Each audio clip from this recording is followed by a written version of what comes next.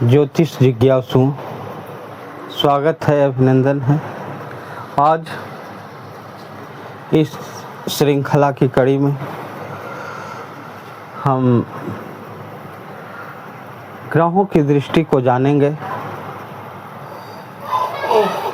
ग्रहों की दृष्टि लघु पराशरी का एक श्लोक है। पश्यन्ति सप्तमं सर्वे शनि जीव कुजादयः विशेषतश्च त्रिदश त्रिकोण चतुर अष्टमान। इसमें बताया गया कि सभी ग्रह जो है सप्तम दृष्टि अपने स्थान से सप्तम स्थान को देखते हैं, लेकिन शनि और जीव जो है, और जीव गुरु ग्रह को कहा गया है, कुजादय, और कुज जो है मंगल ग्रह को कहा गया। तो शनि, गुरु और मंगल ये तीनों ग्रह जो है विशेष दृष्टि रखते हैं सप्तम दृष्टि के अलावे। वो कौन कौन है? तो पहले बताया गया त्रिदश शनि के बारे में। शनि जो है तीसरे और 10वें सप्तम स्थान के अलावे देखते हैं। और जीव गुरु जो हैं सप्तम के अलावे त्रिकोण को देखते हैं। त्रिकोण में पंचम और छठे स्थान को। और मंगल कुज जो है वे चतुरष्टमान चौथे और अष्टवें स्थान को विशेष में देखते हैं। बाकी सभी ग्रह जो है सप्तमें स्थान को देखते हैं। अब यहाँ से हम समझेंगे। सबसे पहले हम सूर्य ग्रह को लिए हैं, यहाँ पर बैठा हूँ। तो एक दृष्टि कहाँ पर डाल रहा है? सप्तम सीधे गिनेंगे 1 2 3 4 5 6 7। देख पा रहे हैं, यही दृष्टि है। यदि कोई ग्रह किसी घर में नहीं है, किसी भाव में नहीं है, तो उसकी दृष्टि भी जो है प्रभाव उतना ही डालता है। इसलिए दृष्टि को भी देखना है। तो यहाँ पर जो है यह दोनों पर दृष्टि डाल रहा है, भाव पर भी और ग्रह पर भी। जब हम मंगल ग्रह का विचार करेंगे तो इसका दृष्टि भी विचारणीय हो जाएगा। दूसरा हमारा ग्रह है चंद्रमा। चंद्रमा को जो है हम चौथे स्थान में लिए हैं, इसका कारक ग्रह भी है। तो यहाँ से सीधे दृष्टि डाल रहा है, सप्तम दृष्टि चंद्रमा सप्तम दृष्टि यहाँ से देख रहे हैं। तो चंद्रमा देखने सप्तम दृष्टि डाल रहा है इस भाव पर। 1 2 3 4 5 6 7। फिर हम मंगल को लेते हैं, सूर्य चंद्र मंगल 7वीं दृष्टि से सूर्य को ही देखेगा। 1 2 3 4 5 6 7। और प्रथम भाव को भी देखेगा। कैसे दृष्टि देखा जा रहा है। अब जो है हम बुध ग्रह को लेते हैं, मंगल के बाद आता है। ये क्या कर रहा है? 1 2 3 4 5 6 7। 7वीं दृष्टि से चंद्रमा को देख रहा है, चंद्रमा इसको देख रहा है।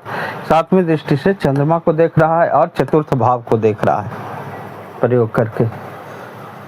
अब गुरु को लेते हैं, गुरु यहाँ पर बैठा हुआ।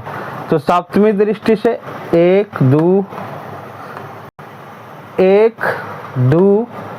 3 4 5 6 7 अष्टम भाव को देख रहा है। यहाँ लिखा हुआ है अष्टम भाव को, यहाँ कोई ग्रह नहीं है तो ग्रह को नहीं देख रहा है, केवल भाव को देख रहा है, अष्टम भाव को देख रहा है। और यहाँ इन सब भावों में ग्रह को भी देख रहा था। 1 2 3 4 5 6 7। अब शुक्र की बात करें तो 1 2 3 4 5 6 7 छठे भाव को देख रहा है दृष्टि, 7वें से पूर्ण दृष्टि। 1 2 3 5 6 7। अब शनि की बात करें 1 2 3 4 5 6 7। ये जो है पंचम भाव को देख रहा है, केवल भाव को। शुक्र केवल भाव को देखा, शनि केवल भाव को देखा, गुरु केवल भाव को देखा, लेकिन सूर्य, चंद्रमा, मंगल और बुध ये सब भाव के साथ साथ ग्रह पर भी दृष्टि डाले हुए हैं। ये चीज हमको जानकारी मिली। अब जो ये तो सभी के लिए लागू हो गया कि सप्तम दृष्टि से देख रहे हैं। दृष्टि जब देखना हो, दृष्टि का विचार करना हो तो इसकी जानकारी से हम कर लेंगे। लेकिन अब कहता है कि विशेषतश्च शनि जीव कुजादया, शनि और गुरु और शुक्र, शनि गुरु और कुज अर्थात मंगल है जो विशेष दृष्टि डाल रहे हैं। कहाँ? तो सबसे पहले जो है शनि पर विचार करें तो 1 2 3 4 5 6 7, ये सातवां दृष्टि पूर्ण दृष्टि देख रहा है। इसके अलावा 1 2 3 जब इसका विचार करें तो तीसरी दृष्टि से प्रथम भाव को भी देख रहा है और जो है सूर्य ग्रह को भी देख रहा है। 1 2 3, ठीक है। अब ये दृष्टि से यहां देख रहा है। फिर अब 10वें स्थान को भी देखेगा तो 1 2 3 4 5 6 7 8 9 10, 10वें स्थान यानी कि यहाँ अष्टम भाव को देखेगा। केवल इसमें भाव को ही देखेगा, ग्रह तो है नहीं शनि के लिए। फिर जीव गुरु की बात करें तो गुरु जो है यहाँ पर बैठा हुआ है तो 1 2 3 4 5 छठे भाव को देखेगा और 6 7 8 9 और 10वें भाव को नौवीं दृष्टि से 1 2 3 4 5 6 7 8 9, तो इस तरह से 5वीं और 9वीं दृष्टि डाला इस पर। अब बात करें हम कुज की, मंगल की, तो मंगल यहाँ बैठा हुआ है।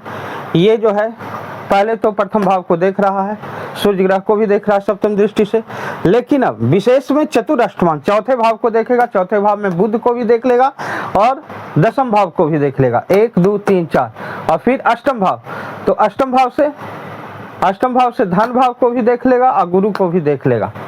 तो इस तरह से जो है ग्रहों की दृष्टि हम देखते हैं। और ग्रहों की युति तो जब ग्रह बैठा हो जिस भाव में तो वो ग्रहों की युति हो जाती है। तो जब हम विचार करते हैं भाव का तो उसमें ग्रहों की युति और ग्रह की दृष्टि जो है विचार करना जरूरी हो जाता है। अब दृष्टि कहाँ बैठ कर करके किस पर वह कैसा फल प्रदान करेगा, इसके बारे में हम अगली कड़ी में चर्चा करेंगे कि कहाँ पर बैठ करके वह कैसा फल प्रदान करेगा और क्या फल प्रदान करेगा। तो उसके अनुसार जो है हम फल अकाट कहेंगे। तो आशा है कि यह भी आपके अभ्यास में सहायक सिद्ध होगा। धन्यवाद।